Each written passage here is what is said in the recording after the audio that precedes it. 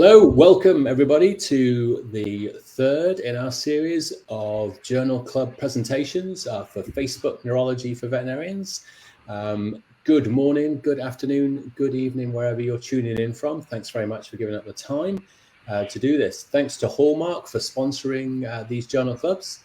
And if you've not attended one before, the previous ones are online for you to access. And this one will be recorded too. We have people come to present their latest work that's been published and tell us why they did the study, how they did the study, and what the results are. And today we have great pleasure in introducing to you Dr. Sarah Silva. Thanks very much, Sarah, for coming and being part of this. It's great to have you. To read out for everybody that Sarah's bio. She qualified from the Faculty of Veterinary Medicine at the University of Lisbon in 2016. And then following that, she undertook a surgical internship at Fitzpatrick Referrals. Then she did a year in general practice in Warwickshire and moved to Scotland to do a one-year rotating internship at the Small Animal Hospital, University of Glasgow. So hello to our friends there. After this, she completed a neurology internship at Queen's Veterinary School Hospital. Hello to our friends there. And then joined the team where she currently is as a resident at Langford Vets, University of Bristol. Hello to our friends there.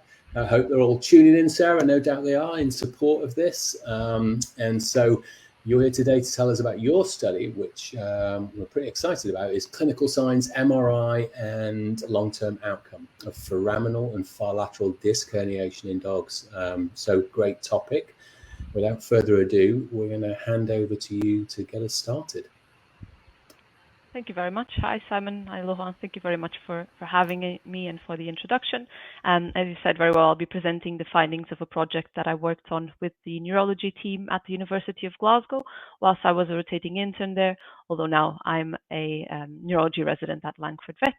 And it's on clinical signs, MRI findings, and long-term outcomes of foraminal and far lateral thoracolumbar intervertebral disc herniations in dogs, so quite a mouthful. And so as an introduction, well, some of you might be very excited about the idea of another study on intervertebral disc disease. Others might be wondering, why did we decide to do one or another one?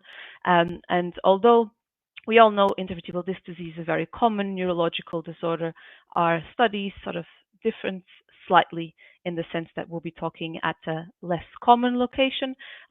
Most intervertebral disc extrusions, as we know, are reported in the thoracolumbar junction, which is somewhat contrary to those in our study, which we'll be seeing later in the presentation. We'll also be discussing a slightly uncommon type of intervertebral disc herniation. When we look at the picture on the left here, we know that more often extrusions will either be central or slightly lateralized within the vertebral canal.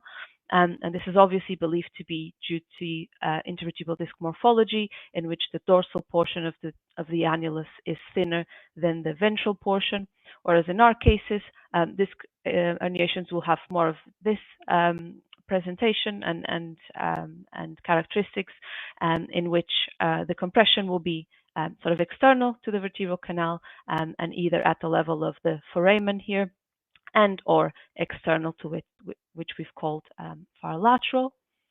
We also think that there's and saw that there was limited literature on the topic. We know that the clinical signs, MRI characteristics, and outcome after medical treatment of intervertebral foraminal disc extrusions has been previously reported in the cervical region in the study by Burson and colleagues.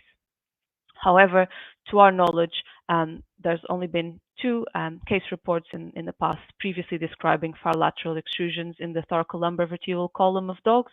And those were treated surgically, one by Angela Fada and Frank Forterre in 2013, and one sort of slightly older study from Bagley and colleagues in 1994.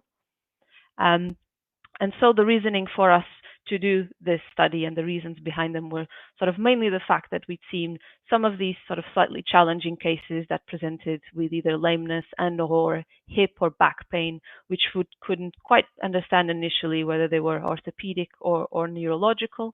And obviously this, coupled with the study by Burson and colleagues that I've just referred to about foraminal disc herniations in the cervical region, made us want to sort of collate some cases so that we can sort of better understand the clinical presentation of this disease.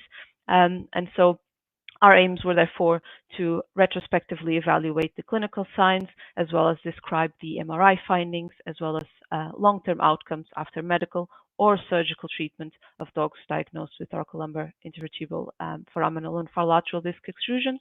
And so obviously in terms of significance, to our knowledge at least, this is the first case series describing this sort of uncommon presentation of what we know is a common condition. And so in terms of methodology, we retrospectively searched the medical records of 7 referral institutions between July 2009 and October 2020 for dogs diagnosed with thoracolumbar intervertebral foraminal and or far lateral disc extrusions between T3 and L6. In terms of inclusion criteria, we wanted complete medical records, clinical signs and neurological exam findings compatible with our diagnosis, and also MRI confirmation. And then in terms of inclusion criteria, still we defined foraminal or far lateral thoracolumbar intervertebral disc extrusions as presence of intervertebral disc material within, which we've called foraminal, which we can see here in the image on the left, and or outside of the limits of the foramen, which we can see here in the image on the right, which we've called far lateral, again in the thoracolumbar region, and so between the 3rd thoracic and the 6th lumbar vertebra. In terms of exclusion criteria, we decided to exclude L7S1 intervertebral disc herniations because foraminal stenosis secondary to lumbosacral disease is quite frequent and we believe might represent an entirely different pathological process. And another exclusion criterion was the presence of herniated disc material within the vertebral canal causing spinal cord or filum terminale compression. In terms of diagnostic imaging, the MRIs were reviewed by 2 authors, so myself and Rodrigo, and then we looked at the site and lateralization of the lesion, the degree of intervertebral disc degeneration determined by the Fuhrman grading system, the presence of nerve roots or spinal nerve enlargement, nerve roots or spinal nerve or perilesional contrast enhancement, and any changes to the epaxial musculature that we could see. And in terms of classification, we classified an herniation as intervertebral foraminal when the extruded disc material was confined to the neuroforamen, and so between the medial and lateral borders of the pedicle, which again we can see here in the image on the left, and then far lateral when the disc material was considered to be outside of the neuroforamen, so outside the lateral border of the pedicle. And in some cases, we when the material was confined or localized to both the foraminal and a far lateral location, we defined it as both when it extended over both regions. In terms of outcome, we considered it excellent when there was complete resolution of clinical signs, good when all pre-treatment clinical signs were resolved, but the dog still had occasional mild signs of pain or pelvic limb weakness or lameness, and then poor if the patient failed to improve, suffered deterioration, or experienced a recurrence within the short-term follow-up period. And so when it comes to our results, we included 37 dogs. Also, one of the dogs presented on 2 different occasions with 2 different, two disc herniations at different sites, and so we included that one twice. In terms of breeds, the most affected ones were Dachshunds and mixed breeds, and both representing 22%, and then other breeds were common ones like Cocker Spaniel, Beagles, and Shih Tzus, for example. The median age of presentation was 6 years, and weight was 11 kilos, as is common for disc extrusions. The median duration of clinical signs was 14 days, but it was quite a wide range, up to 660 days. And in terms of clinical signs, lameness was seen in 71% of cases, so most of them. In 92% of cases, there was pain, and this was either on lumbar palpation, hip extension, lumbosacral palpation, and in some cases, thoracolumbar or even tail manipulation. The postural reactions were normal in most cases, in 53% of cases. Pedal withdrawal reflexes were abnormal in only 34, and the patellar reflex was only abnormal in 26. and unilateral pelvic limb paresis was seen in 21% of cases. So here we can see a little video of one of our patients. Hopefully you'll be able to see it without too much lag or delay. And we can see here very clearly this right pelvic limb lameness in one of our cases. She's obviously quite reluctant to stand here and to some extent to walk as well. This one had L5, L6 disc herniation. So in testing postural reactions, there's no obvious deficits that we can see, but she is clearly offloading that limb when being tested.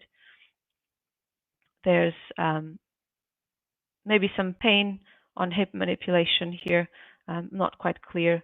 No obvious craniothoracic or thoracolumbar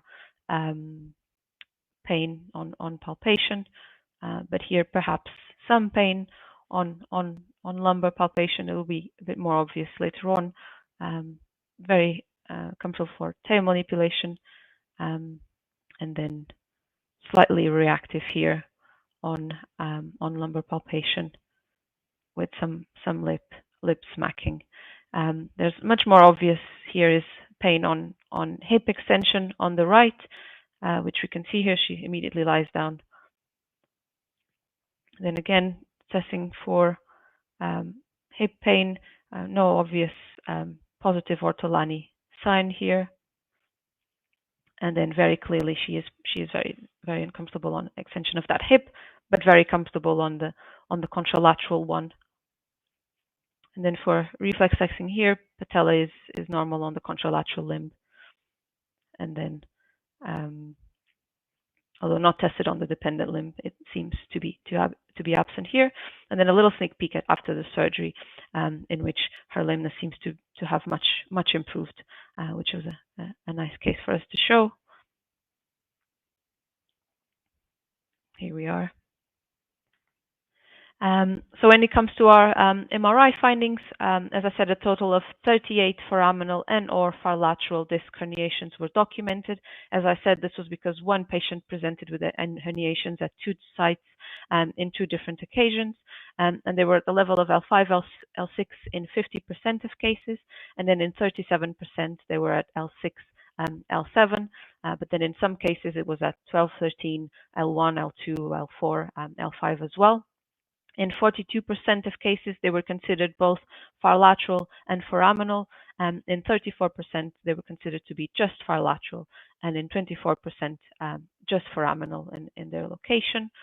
When it comes to the degree of intervertebral disc degeneration of the affected sites, which was assessed with the use of the Fuhrman grading system, as I'd said, it was considered to be 4 in 84%, so most cases, and then in the remaining ones it was 3, which is unsurprising that most of these discs had marked signs of degeneration. In terms of nerve root enlargement, this was seen in 89% of cases as well.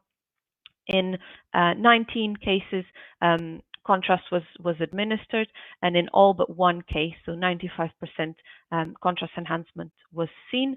And this was both nerve root and paralesional contrast enhancement in 63% of cases, and paralesional contrast enhancement alone in 16, and nerve root enhancement alone in 16 as well.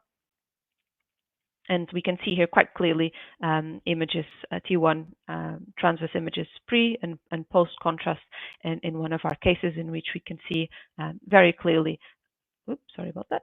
We can see here very clearly the both sort of paralesional and nerve root contrast enhancement seen in some cases. We also obtained stir sequences in 23 cases, and then in 57% of these, there was this hyperintensity of the epaxial musculature seen, which we can see here in a dog in one of our cases, in which we can see this sort of right-sided hyperintensity, very clear, of the epaxial musculature, which is quite clearly adjacent to the herniated disc material here, and this is obviously at L5, L6. We also performed or had radiographs available in 12 cases, and in 11 of these there was evidence of calcification in the region of the herniated intervertebral disc, and then 6 of them had this mineral opacification at the level of the intervertebral foramen, which we can see here in the image on the left. And then in 5 of these, there was presence of mineralized material that was lateral to and or at the level of the foramen, which we can see here also in the image on the right. And in two cases, there was also some evidence of narrowing of the intervertebral disc space that was affected. And these were interesting images and interesting cases that make us think and highlight that radiography might be of some value in these cases. We also did CT in 2, and this was available in 2 cases, and in both of them there was evidence of lateral and or intervertebral foramen calcified disc material at the affected site. And so we have here a CT transverse image at the level of L6, L7 here, which very obviously shows this sort of blob of calcified disc material in and outside of the right foramen of this patient. And so when we look at treatment, in 38% of cases, they were treated conservatively alone, and all of these had gabapentin as medications. Of these, 53% had a non-steroidal, and in 33% of cases, they had prednisolone instead. In 61% of cases, had surgery, and this was in all cases that either failed to respond to conservative treatment or had a recurrence of clinical signs following medical treatment. And so in 52% of them, so most of them had hemilaminectomies, and in some of these it was combined with sort of fenestrations, corpectomies, and foraminotomies as well. In 26% of cases, spinal nerve decompression without bone drilling was performed, and in 22% of cases, a foraminotomy was performed. And so when it comes to outcome, our median follow-up time was 36 months, but again, the range was wide between 3 and 108 months. The overall outcome for all patients was 77%, was excellent in 77%, and then good in 16%. And then when we look at the surgically treated patients, 86% had an excellent outcome and 10% had a good one. And in terms of medically treated animals, 70% had an excellent outcome and 20% had a good outcome. And so in terms of sort of topics for discussion, as I said, in most cases, a combination of 2 or more surgical procedures was performed, and this was obviously not only due to surgeon preference, but also because of the characteristics of these intervertebral disc herniations. And as we can see here on the image on the left, in cases in which sort of foraminal involvement was observed, then osteotomy procedures such as hemilaminectomies, foraminotomies, or corpectomies were required for this decompression, whereas in some cases in which the extruded disc material was in more of a far lateral location, then it's easy to understand how spinal nerve decompression alone without the need for bone drilling can be deemed more appropriate. We can also see here a T2 weighted sagittal image of one of our cases with a far lateral disc herniation here at L5, L6, in which, as expected, there's no obvious evidence of disc material within the spinal canal. And although this material can be seen on a parasagittal image here, I think that it helps us understand how it might be missed and overlooked if sort of not specifically looking for that. And I guess the same applies to transverse sections, although we might be able to see them on those depending on how large, how obvious, how craniocaudally extensive, and also depending on the slice thickness chosen, they might go unnoticed in these cases.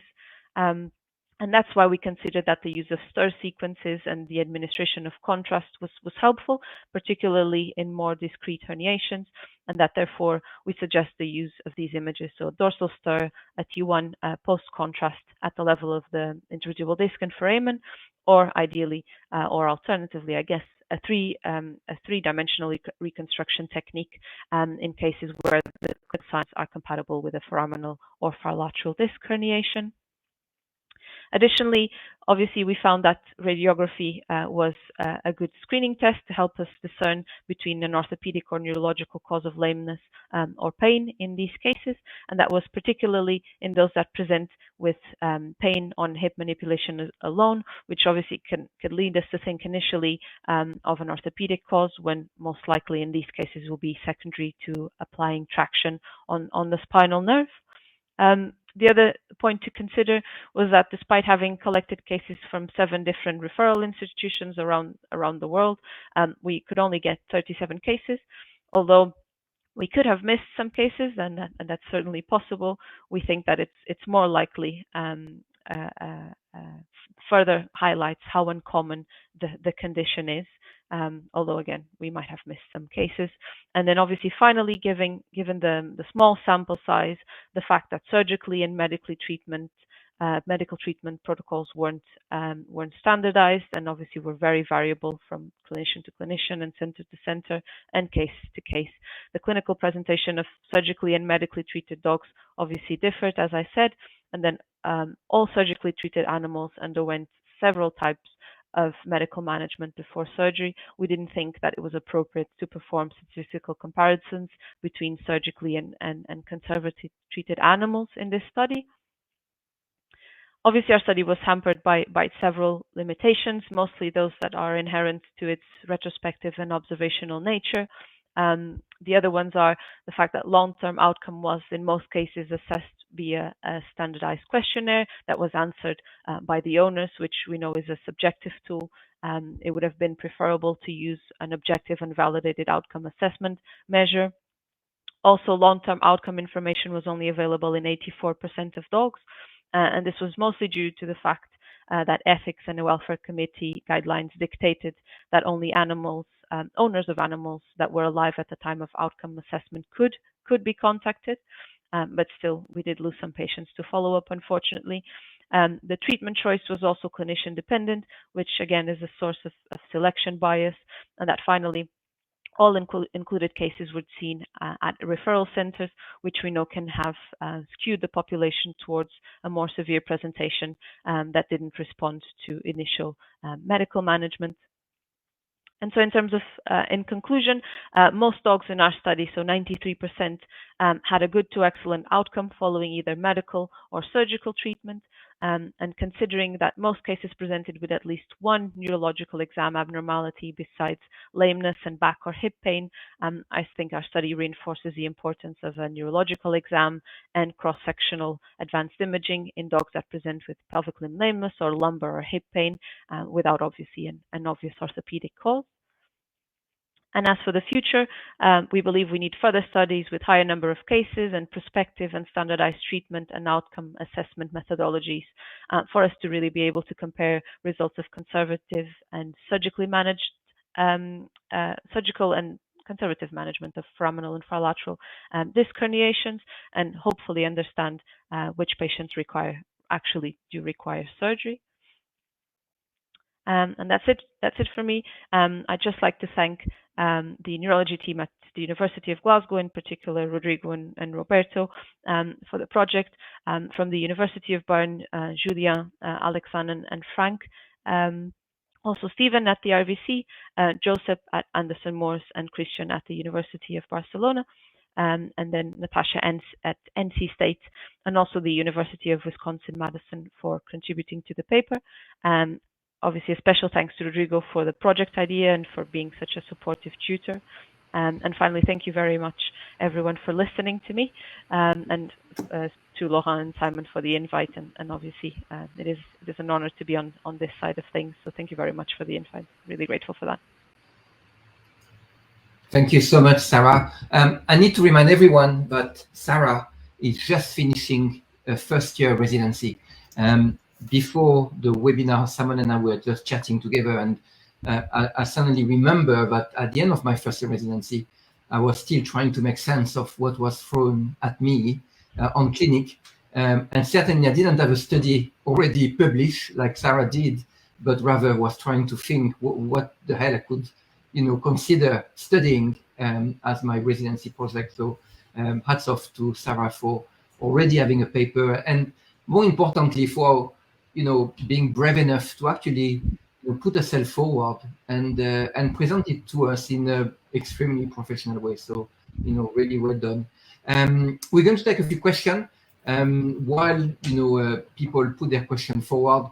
I would just say that this far lateral and foraminal disc extrusion are certainly not very common, but I also believe they are probably underdiagnosed. And we see an awful lot of MRI that we report, Simon and I, and very often the study is probably not complete in a way that no dorsal view are done, no dorsal stare, and often you find this far lateral because of the telltale sign, which are you see some changes on the dorsal stare that then prompt you to look a bit more carefully at the parasagittal, and you may be lucky that someone has done a transverse, but even so, very often you only see it because there is loss of the fat signal, so not easy to diagnose, but I also believe there are often miss on a lot of the MRI study.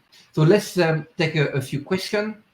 The first one: did you have to exclude many dogs with due to the presence of material within the canal? So I presume some of them had foraminal and far lateral, but you excluded any of them that also had material within the canal as well. Yeah, certainly we did have to exclude quite a few of them, just so that we wouldn't include any cases in which spinal cord compression rather than nerve root compression was seen. So certainly that was the case for a few of them. Certainly, and obviously we know these breeds are predisposed to it, and so in some of them they had recurrences in which we had to exclude them just simply for that reason. Let's see another question, and feel free if you have any question to put them forward as well. Did all the MRI included post-contrast sequences? No, unfortunately not. We only did administered contrast, I think, in 19 out of 38 cases, and so certainly that highlights that in some cases that wasn't performed, and maybe might have been helpful, but in a lot of those, sort of instead of a contrast post-contrast sequence, a 3D reconstruction was made, or that dorsal stir sequence that I've mentioned, and so we ended up doing those instead. Probably what would be interesting for the people listening while we wait for other question. If you got a case like that and you say, well, let's try first medical management, and if it doesn't respond, let's go for surgery.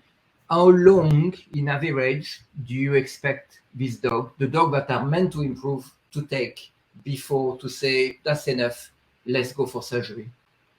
Yeah, I think that's a very interesting question. We actually didn't look specifically into that in our study. I guess giving it a time frame is tricky, because again there is limited literature on the topic, and this is sort of the first case series that collates a large amount of numbers, relatively large. It's not even that large, I guess. I think certainly if they don't respond to pain relief within, I guess it depends on the degree of pain that is seen, and obviously whether that's felt tolerable by the owners. I think this is a big factor. We often will place them on sort of a non-steroidal as well as gabapentin and paracetamol. In some cases, we'll hospitalize them and keep them on opioids. So I think it would be hard for me to say, definitely if this happens, we definitely need to do surgery, or if this doesn't happen, we don't have to.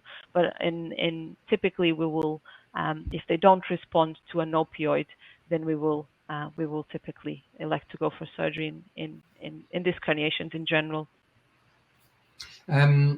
Before we take a question, what always strike me on the MRI of this case is how well demarcated the extrusion is on the far lateral. And it's something I've never really understood, is that there is space really to expand. So when you extrude in the vertebral canal, sometimes it's very well demarcated, but also it tends to expand cranially and caudally to the side, but they're always so well defined. And it's really striking, when when you see them on the MRI. Let's take a couple more questions. Did you find in all cases hyperintensity at the level of the lesion on stair sequences? Not in all cases. I think all but let me just double check our numbers actually. Now I'm so not all cases. 57% of cases, so not all of them. So I guess it's not, you know, not 100%. So I wouldn't trust it. So some of them have stair hyperintensity and some of them didn't have, I presume. Exactly. Yeah. You know, so the fact that you don't have hyperintensity on stair doesn't rule out the presence of a far lateral. And I presume you didn't see any correlation with how long this has been going on and the presence of stair hyperintensity or the absence of it. We didn't look into that actually, but it would have been interesting, as well as, for example, looking at whether when they had calcified disc material in the X-rays, whether that was for the more chronic or acute cases. So obviously that would have been interesting to look at actually. But it was sort of quite limited number of cases, so it is hard to do statistics on that, I think. Let's take a last question for you, Sarah. How many cases, that's an easy question, had low field versus high field? That's a good question. I think only 2 cases had low field MRI and all others had high field. So that might be a factor as well. Yeah. Yes, certainly. And I presume, you know, the slice thickness could sometimes, you know, play a role as well, and it could be easy to miss, depending on the type of protocol you use. Sarah, thank you so much for doing a great job. As I say, very, you know, hats off to you to actually come to present the result of your study. We would like to invite, again, anyone like Sarah, who has done, you know, a research project that is about to be published or that you've published. This platform is primarily for you, not for all geezer like Simon and I. You know, we want to give you this opportunity to present your work and, you know, to make yourself known and also to practice, you know, to a wider audience. So if you have anything in the pipeline or about to be published, you know, contact us on the Facebook page. And I leave the last word to Simon. Yeah, thanks very much. And just to reiterate what Laurent said, thanks so much, Sarah. That was a really well put together presentation and help people understand why you did it and what you were looking for, what you got out of it. It was really good, and again, admirable at your stage to be doing this. So thanks very much for that, and thanks to everyone who's tuned in. Really appreciate your time, and hope to see you at the next Journal Club, which is going to be in the first week of August. And as Laurent said, please volunteer if you have a study coming out or has just been published. We'll hope to see you at that time. And thanks again to Hallmark for sponsoring these sessions. Thank you. Have a good evening. Bye-bye. Bye-bye. Thank you very much.